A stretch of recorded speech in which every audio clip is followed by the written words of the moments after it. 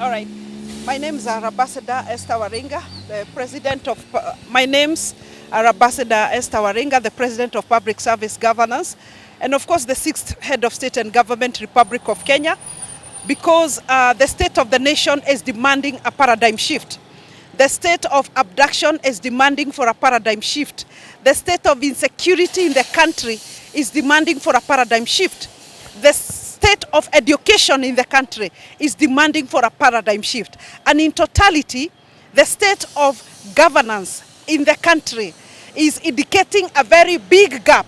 And of course, we are riding on a state of economic retrogression. The country cannot continue like this. And I hail the bishops and I hail the church that is coming up strongly to be able to defend good governance, because actually the church has not been playing their role. But I think now the church has come up to say that this is not the will of God for his children to go through oppression in the country.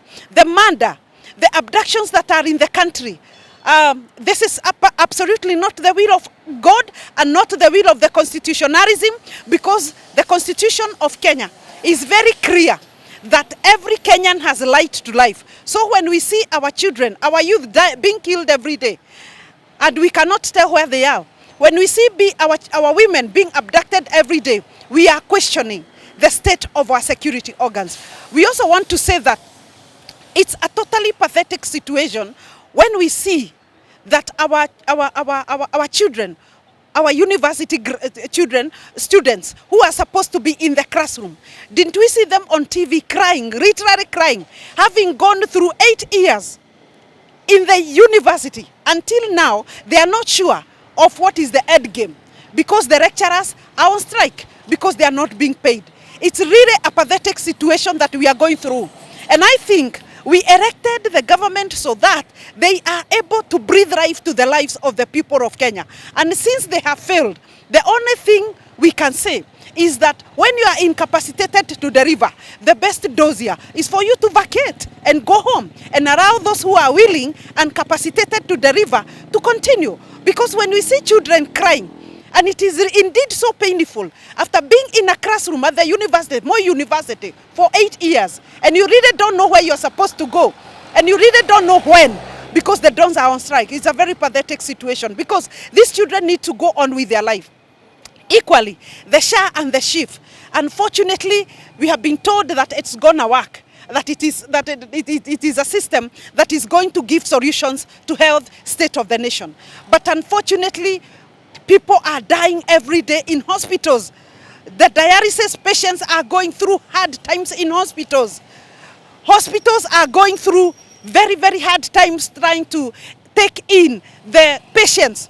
Patients are going through hard time because they don't have cash money to be able to pay for the services that they're getting in these hospitals. So, are we talking about a state that has totally become ungovernable? Are we talking about a country that is totally ungovernable now? Are we talking of a state of a nation where Kenyans don't know what to do? And we are saying that all things are possible, including now deciding on the next course of action, to be able to establish a government that will be able to look into the problems of Kenyans, that will be able to look into the education, a government that will be able to look into the health sector, a government that will be able to transform the economy of this country. Because for the longest time, I heard the Minister for Finance saying that the economy has grown just because Kenyans have worked hard and have managed to grow their maize, their potatoes, and their everything. That's why the economy has reduced. Otherwise, the economy is still very, very, very hard because of the retrogressive financial status of the nation. So there is so much that needs to be done. So much needs to be done, and we are ready for it. We are ready for it because good governance is a must in the country. Yeah. Okay, I really would not want to discuss issues about regional politics, because regional politics has robbed this country time for development.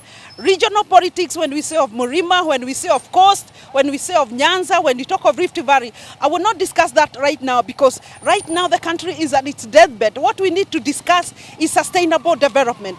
Otherwise, the politics of kingpins have not helped this country. Somebody saying that mimi ni kingpin wa Coast Region, kingpin wa Mombasa, kingpin wa wapi. This is retrogressive politics that has not helped this country at all. What we want to hear people discuss, who is the leader who can be able to take this country forward? Who is the leader who can be able to take our counties, our constituencies, our wards forward? And who is the leader who can be able to grow the GDP of the country, to grow the economy of the country? A leader who will be able to see our children's education taken care of, so that if it is the university students, they are in the university for maximum 4 years. By the end of 4 years, they are going home, so that they can be able to get jobs, they can be able to continue with their lives. But when we see students going beyond 8 years in universities, there is a big gap. So we are asking ourselves, where are these leaders? Not regional kingpins, not those who are celebrated very much, not those leaders who are popular, not those leaders who are corrupt, but selfless leaders with a brain and capacity to transform the Republic of Kenya into a progressive nation, into a transformative nation, into a nation that is able to give peace, tranquility, and sustainable development for its people. And together we can. We are here, not giving up.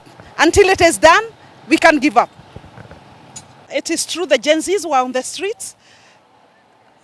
The Gen Zs were on the streets, and I think they had gotten to a point where the country is right now. They were fed up. They did not know what they're supposed to do. And when you blow a balloon beyond its limit, the balloon bursts.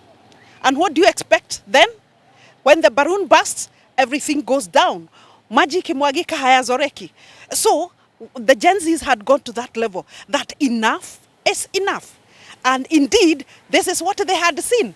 By the time the Gen Zs were going to the streets, we did not have the chief, actually. We did not have the dons on the streets. And actually, instead of things being taken care of, what we saw was a change of guard. That Gen Zs were not creating a space for the opposition to come in, but unfortunately, the opposition took advantage. What are we talking about? We are talking about service delivery, not political bargaining. We are talking about efficiency in service delivery, we are not talking about political arrangements. And the Gen Zs were demanding for service delivery, not for political arrangements. So I must say, I think I was very clear at Bomas that if the head of state has to go, then Gen Zs demanded that the entire has to go home, because it's not one person who was messing around with service delivery. It is the entire executive, the entire presidency. And therefore, if the deputy has gone, of course, then the head can follow suit, so that we have a country that is progressive, a country that is ready to move to the next level, to give Kenyan services. Otherwise, the rate at which people are dying because of depression, because of stress, because of hunger, because of poverty is very high. And we cannot allow this to continue. Something must be done. And we are waking up. And Mama Taiva is here, the sixth head of state and government, to ensure that things in the country, in the Republic of Kenya, go according to the will of God, and according to the Constitution of Kenya, and according to the desires of the people of Kenya.